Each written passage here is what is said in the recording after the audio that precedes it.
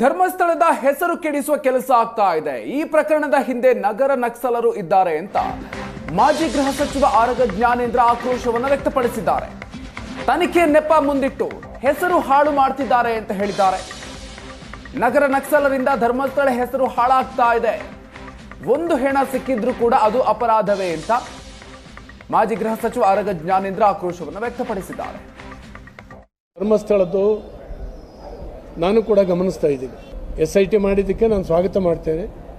ನೂರಾರು ಹೆಣ ಅಂತೇಳಿ ಹೇಳ್ತಾನೆ. ಒಂದು ಹೆಣ ಸಿಕ್ಕಿದ್ರೂ ಕೂಡ ಅದು ಅಪರಾಧವೇ, ಅದನ್ನ ಪತ್ತೆ ಹಚ್ಚಬೇಕು, ಹಿಡಿಬೇಕು ಅನ್ನುವಂಥದ್ದು ನಮ್ಮ ಇಚ್ಛೆನೂ ಕೂಡ.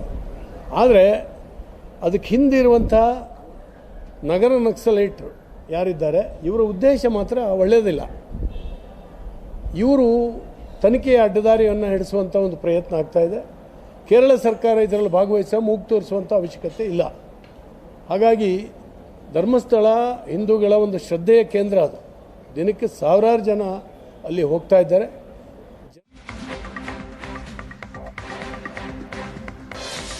ಇನ್ನು ಧರ್ಮಸ್ಥಳ ಪ್ರಕರಣದಲ್ಲಿ ಮಧ್ಯಪ್ರವೇಶ ಮಾಡೋದಿಲ್ಲ, SIT ಪ್ರಕರಣವನ್ನು ಗಂಭೀರವಾಗಿ ತಗೊಂಡಿದೆ ಅಂತ ಬೆಂಗಳೂರಿನಲ್ಲಿ ಗೃಹ ಸಚಿವ ಪರಮೇಶ್ವರ್ ಹೇಳಿಕೆ ಕೊಟ್ಟಿದ್ದಾರೆ. ತನಿಖೆಯಲ್ಲಿ ನಾವ್ಯಾರು ಕೂಡ ಮಧ್ಯಪ್ರವೇಶವನ್ನು ಮಾಡೋದಿಲ್ಲ ಅಂತ ರಿಯಾಕ್ಷನ್ ಕೊಟ್ಟಿದ್ದಾರೆ. ತನಿಖೆ ಮುಂದುವರಿಯುತ್ತೆ. ನಾವು ಭಾಳ ಗಂಭೀರವಾಗಿ, ನಾನು ಮೊದಲೇ ಹೇಳಿದ್ದೀನಿ, ಇದನ್ನು ಭಾಳ ಗಂಭೀರವಾಗಿ ತಗೊಂಡಿದ್ದೇವೆ. SIT ಅವರು ತನಿಖೆಯನ್ನು ಮಾಡ್ತಾ ಇದ್ದಾರೆ. ಮಧ್ಯದಲ್ಲಿ ನಾವು ಯಾರು ಏನು ಹೇಳಿಕೆ ಕೊಡೋದಕ್ಕಾಗೋದಿಲ್ಲ. ಇನ್ನು ಧರ್ಮಸ್ಥಳ ವಿಚಾರಕ್ಕೆ SIT ರಚನೆ ಮಾಡಿದ್ದೀವಿ, ತನಿಖೆಯ ಬಗ್ಗೆ ನನಗೆ ಹೆಚ್ಚಿನ ಮಾಹಿತಿ ಇಲ್ಲ ಅಂತ ಸಂತೋಷ್ ಲಾಡ್ ಹೇಳಿದ್ದಾರೆ. ಕಾರವಾರದಲ್ಲಿ ಸಚಿವ ಸಂತೋಷ್ ಲಾಡ್ ಹೇಳಿಕೆಯನ್ನು ಕೊಟ್ಟಿದ್ದಾರೆ. ಕಾಂಗ್ರೆಸ್ ಯಾಕೆ ಧರ್ಮಸ್ಥಳಕ್ಕೆ ಬೆಂಬಲವನ್ನು ನೀಡಬೇಕು?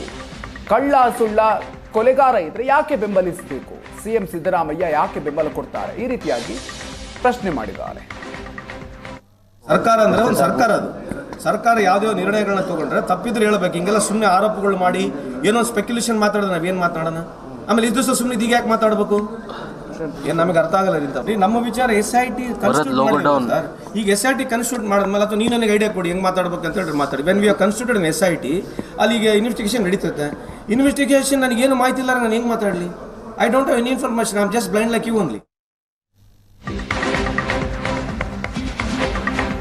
ಧರ್ಮಸ್ಥಳ ಕಾಡಲ್ಲಿ ನಿಗೂಢ ಶವಗಳ ರಹಸ್ಯಕ್ಕೆ ಸಂಬಂಧಪಟ್ಟಂತೆ ಯಾರೇ ಎಷ್ಟೇ ಪ್ರಭಾವಿ ಇದ್ರೂ ಕ್ರಮವನ್ನ ಕೈಗೊಳ್ತೀವಿ ಅಂತ ಕಲಬುರಗಿಯಲ್ಲಿ ಸಚಿವ ಪ್ರಿಯಾಂಕ್ ಖರ್ಗೆ ಹೇಳಿಕೆ ಕೊಟ್ಟಿದ್ದಾರೆ. ಸರ್ಕಾರ ಈ ವಿಚಾರದಲ್ಲಿ ಬಹಳ ಸ್ಪಷ್ಟ ಆಗಿದೆ. AI 13 ಸ್ಥಳವನ್ನ ತೋರಿಸಿ ಮಾರ್ಕ್ ಮಾಡಿದ್ದಾರೆ. ಧರ್ಮಸ್ಥಳದ ವಿಚಾರಕ್ಕೆ ಸಂಬಂಧಪಟ್ಟಂತೆ SIT ತನಿಖೆಯನ್ನ ನಡೆಸ್ತಾ ಇದೆ ಅನ್ನುವಂಥ ಮಾತನ್ನ ಪ್ರಿಯಾಂಕ್ ಖರ್ಗೆ ಹೇಳಿದ್ದಾರೆ. ನೋಡಿ, ನಿನ್ನೆ ಏನೋ 13 ಕಡೆ ವಿಶೇಷ ತಂಡ ಅಧಿಕಾರಿಗಳು ಹೋದಾಗ ಆ ಪೌರ ಕಾರ್ಮಿಕ ಏನೋ ತೋರಿಸಿದ್ದಾರೆ ಅಂತ. ದೇ ಮಾರ್ಕ್ಡ್ ಇನ್ನೂ ಈಗ ಪ್ರಾರಂಭ ಆಗಿದೆ ಅಲ್ಲ. ಸರ್ಕಾರ ಭಾಳ ಸ್ಪಷ್ಟವಾಗಿದೆ.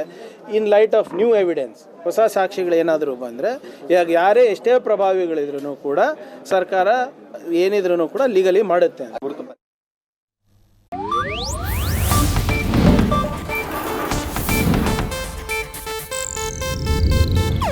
ಇದು ಏಷ್ಯಾನೆಟ್ ನ್ಯೂಸ್ ನೆಟ್ವರ್ಕ್ ಪ್ರಸ್ತುತಿ.